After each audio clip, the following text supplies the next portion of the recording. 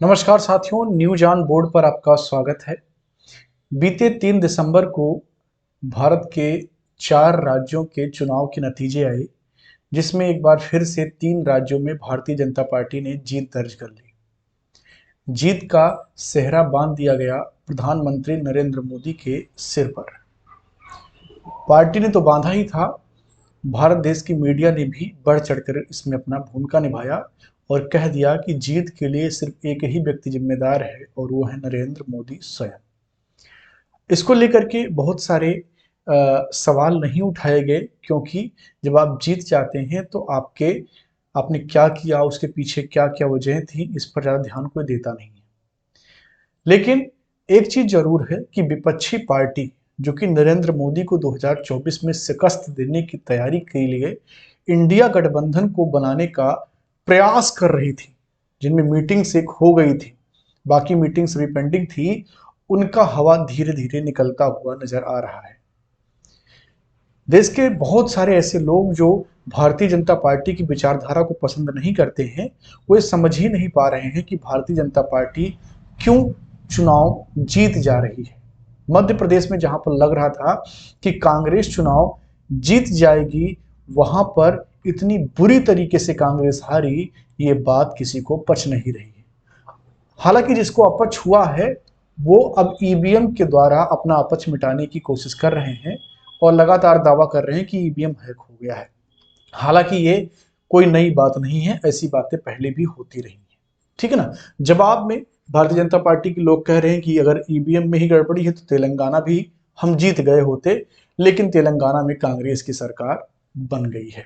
तो आज की इस वीडियो में हमारा उद्देश्य क्या है, ये समझने का है कि नरेंद्र मोदी के लगातार जीत के पीछे का कारण क्या है, मोटा मोटा कारण क्या है, और जो विपक्षी पार्टियां हैं वो किस तरीके से नरेंद्र मोदी को हरा सकती हैं।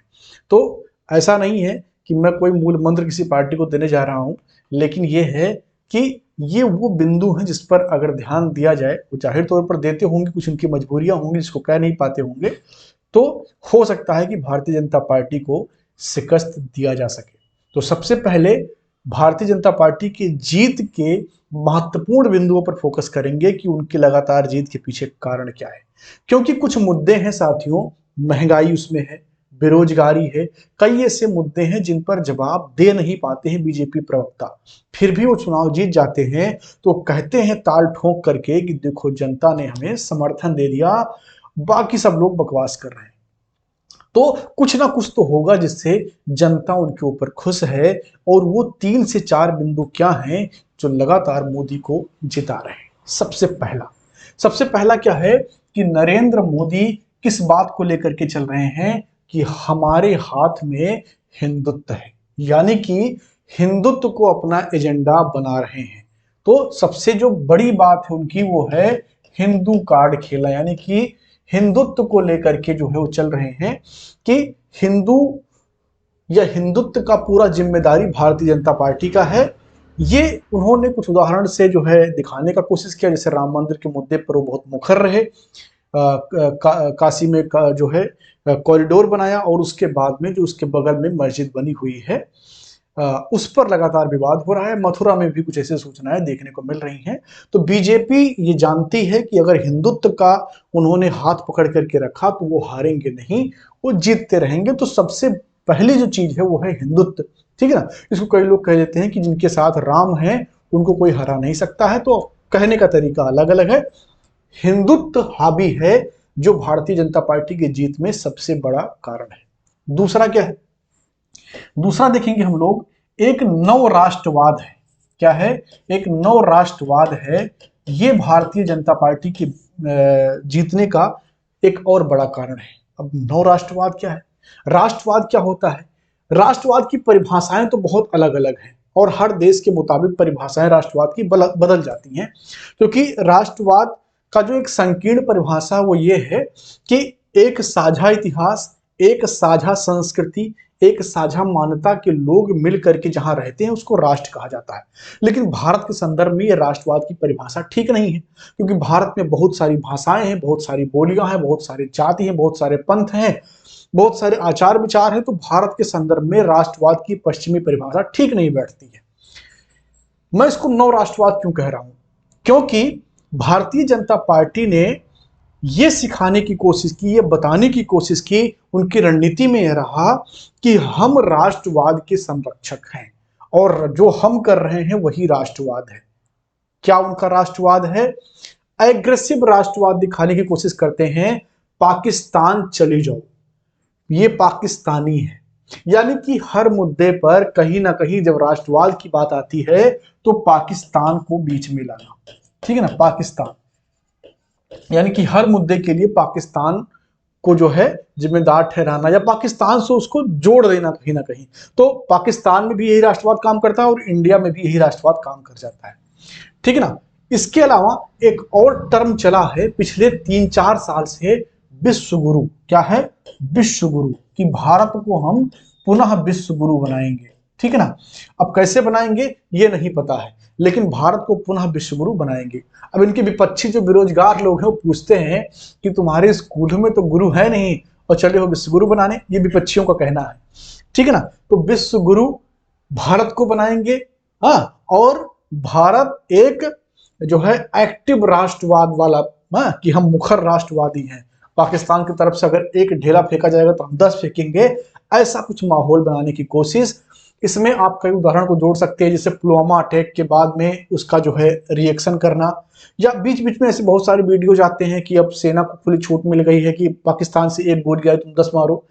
तो ऐसी ऐसी चीजें मीडिया में आती रहती हैं और जनता तक बहुत ही स्मार्टली इसको कन्वे कर दिया गया है कि यही राष्ट्रवाद, यही सही वाला राष्ट्रवाद है और इसी के राह पर चल करके भारत मजबूत होगा।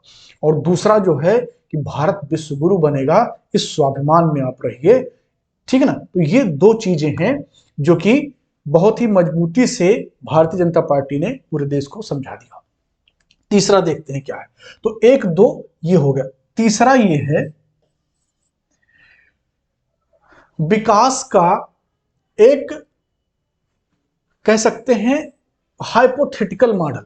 विकास का एक हाइपोथेटिकल मॉडल उन्होंने बना दिया। सबसे जो पहला टर्म नरेंद्र मोदी का आया, जहां से भारतीय जनता पार्टी को लय मिला देश में जीतने का, तो वहां पर बात हुआ गुजरात मॉडल का। किसका?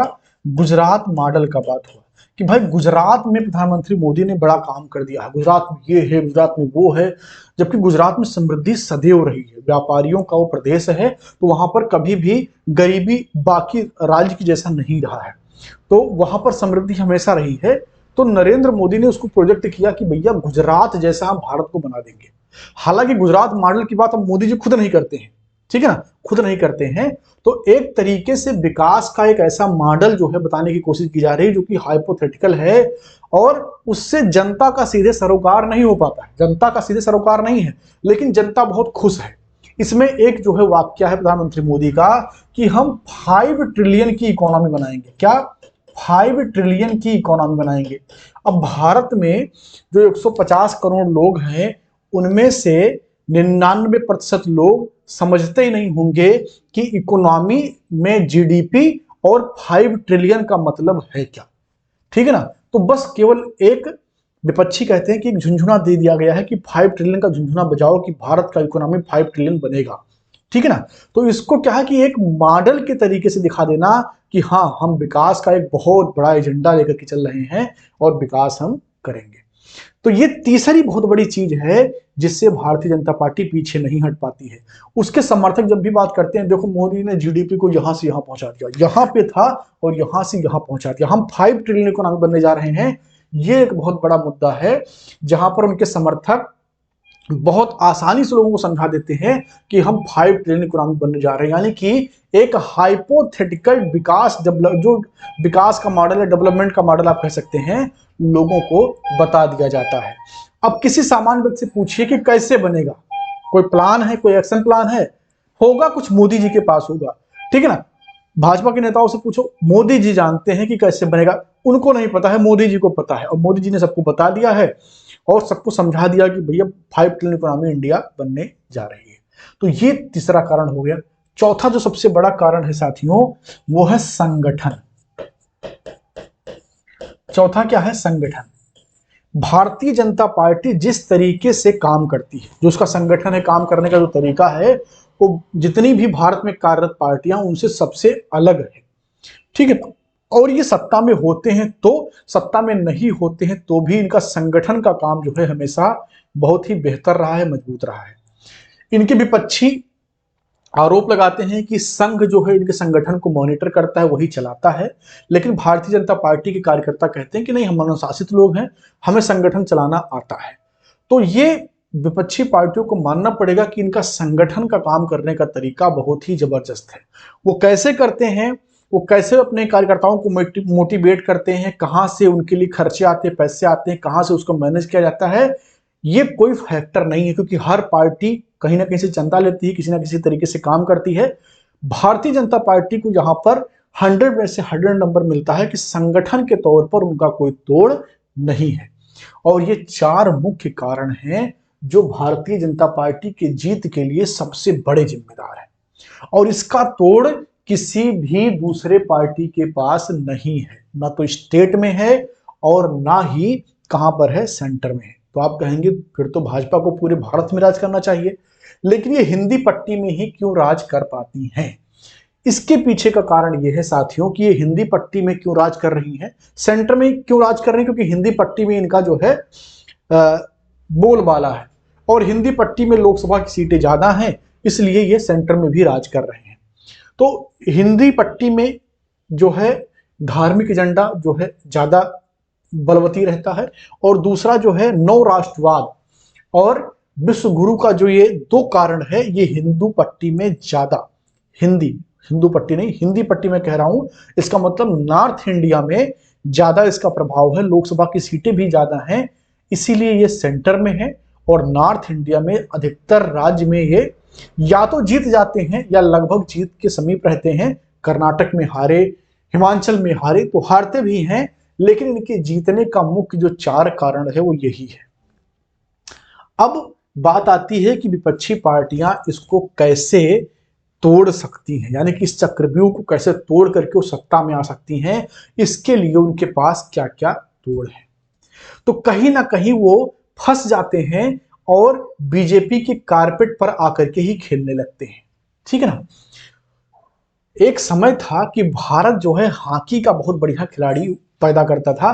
भारत के हॉकी के खिलाड़ी दुनिया के नंबर 1 खिलाड़ी होते थे। वो घास पर खेलते थे, घास पर उनकी प्रैक्टिस बहुत अच्छी थी।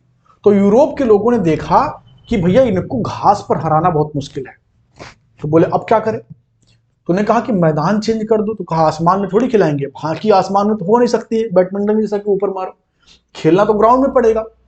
तो उन्होंने कारपेट बिछा दिया कि भाई ये घास पे अच्छा खेलते हैं, चलो कारपेट पे। तो अपने खिलाड़ियों को कारपेट पे प्रैक्टिस करवाया, और भारत के लोग वही घास पे खेले जा रहे थे।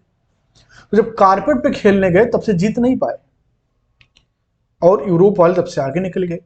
तो एग्जैक्टली मैं समझाने की कोशिश कर रहा हूं कि नरेंद्र मोदी और उनकी भाजपा ने अपना कारपेट बिछाया कि अब जो मैच होगा वो मेरे कारपेट पर होगा।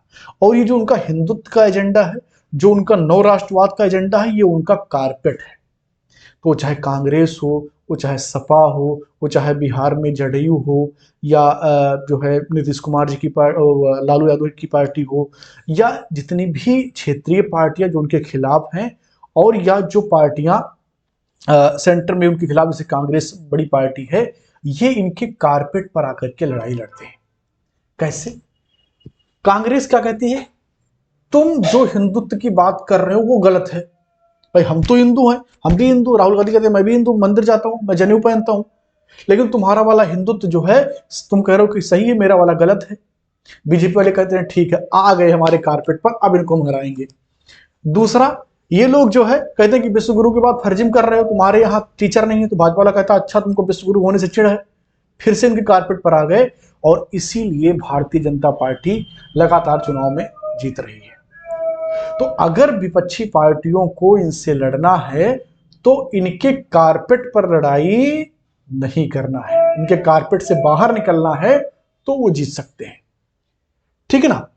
बने रहिए इसके अगली वीडियो में हम बात करेंगे कि उस कारपेट से विपक्षी पार्टियां कैसे निकल करके भारतीय जनता पार्टी को हरा सकती हैं। वीडियो अगर अच्छा लगा हो तो लाइक करिएगा, चैनल को सब्सक्राइब और बेल आइकन को प्रेस और अपना राय कमेंट बॉक्स में जरूर दीजिएगा। धन्यवाद।